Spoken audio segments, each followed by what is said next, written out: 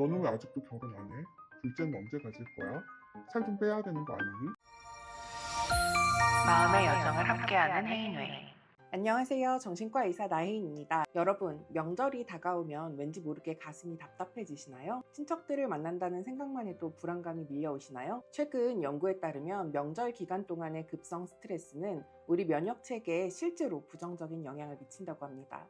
문제는 대부분의 사람들이 이런 스트레스를 그저 참고 견뎌야 하는 것으로만 여기신다는 점이에요. 보건복지부의 2023년 조사에 따르면 성인의 67%가 명절 스트레스를 경험하고 있다고 해요.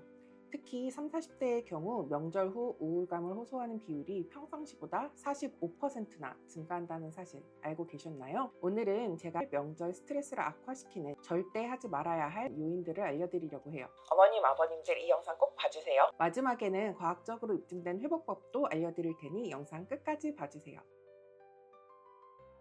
첫 번째로 조심해야 할 것은 비교입니다. 대한스트레스학회 연구에 따르면 가족 간 비교와 경쟁이 심할수록 코르티졸이라는 스트레스 호르몬이 평상시보다 최대 85%까지 증가한다고 해요. 사촌은 벌써 승진했는데 옆집 애는 반에서 1등 한다던데. 이런 비교는 실제로 우리 몸에 해롭다는 거죠. 자존감이 낮아지고 불안이 높아지는 악순환이 시작되기도 해요. 특히 명절에는 이런 비교가 더 쉽게 일어나요. 한자리에 모인 가족들 사이에서 자연스럽게 서로의 상황을 비교하게 되는 거죠. 참견도 빠질 수가 없죠. 너는 왜 아직도 결혼 안 해? 둘째는 언제 가질 거야? 살 좀 빼야 되는 거 아니니? 많은 경우 명절에 발생하는 가족 갈등이 이런 원치 않는 조언이나 간섭에서 시작된다고 해요. 두 번째는 바로 과도한 기대와 완벽주의입니다. 연구에 따르면 명절에 대한 완벽주의적 태도가 높을수록 불안과 우울 수준이 유의미하게 높아진다고 해요. 모든 것을 완벽하게 준비하려는 압박감이 오히려 우리를 지치게 만드는 거죠. 올해는 꼭 시부모님께 인정을 받아야지. 이번에야말로 완벽한 명절 음식을 준비해야지. 같은 생각들은 우리를 지치게 만들어요. 서로에게 너무 기대하지도 말고 너무 완벽하려고 노력하지도 맙시다. 완벽주의는 마치 도달할 수 없는 산 정상을 계속 향해서 달리는 것과 같아요. 결국 지치고 힘들어질 뿐이죠. 마지막으로 가장 조심해야 할 것은 감정 억압입니다. 내가 참아야지. 어차피 며칠이야. 이런 게 뭐라고 스트레스를 받나. 하면서 자신의 감정을 무시하는 거예요. 국립정신건강센터의 연구에서는 명절 기간 중에 자신의 감정을 지속적으로 억압하는 것이 신체화 증상과 우울증의 주요 원인이 된다고 밝혔습니다. 물론 한국에서 감정을 드러내기 쉽지 않아요. 나는 명절이 싫어요. 하고 공표하라는 건 절대 아닙니다.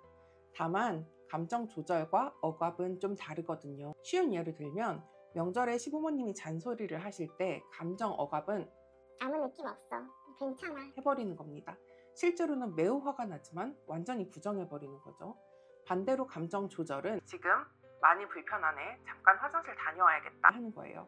감정을 인정하고 적절한 대처 방법을 선택하는 거죠. 내 감정을 내가 좀 알아주는 거예요. 그렇다면 어떻게 해야 할까요? 제가 제안드리는 방법은 의외로 단순합니다.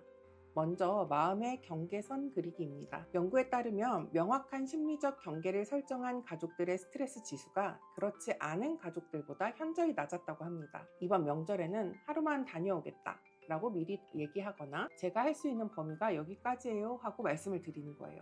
부드럽지만 단호하게. 이게 정말 중요합니다. 많은 분들이 이런 이야기를 꺼내는 것 자체를 어려워하시는데요. 오히려 명확한 경계선이 있을 때 서로를 더 이해하고 배려할 수 있어요. 제가 체력이 안 좋아서 하루만 인사드리고 가야 할 것 같아요처럼 구체적인 이유와 함께 말씀드리면 더 효과적이겠죠. 둘째는 타임아웃 전략을 이용하세요. 긴장되거나 스트레스 받을 때마다 잠깐 화장실이나 베란다에 가서 깊은 숨을 쉬는 거예요. 깊은 숨은 그래도 5분 정도는 쉬시는 것이 좋습니다. 대한신경과학회의 연구를 보면 단 3분에서 5분 만에 의식적인 호흡만으로도 뇌의 스트레스 반응이 즉각적으로 감소한다고 합니다. 자신만의 안전한 시간을 확보하는 게 중요해요. 예를 들어 잠깐 아이 기저귀 좀 달고 올게요. 화장실 좀 다녀올게요 같은 자연스러운 핑계를 대고 잠시 자리를 피하는 거죠. 이때 중요한 건 정말로 그 시간을 나를 위한 시간으로 쓰는 거예요.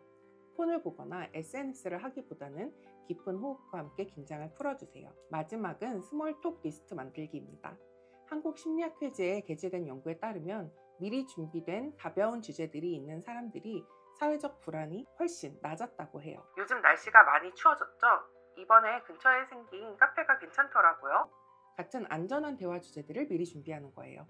특히 요즘 인기 있는 드라마나 영화, 맛집 정보 같은 가벼운 주제들이 좋습니다.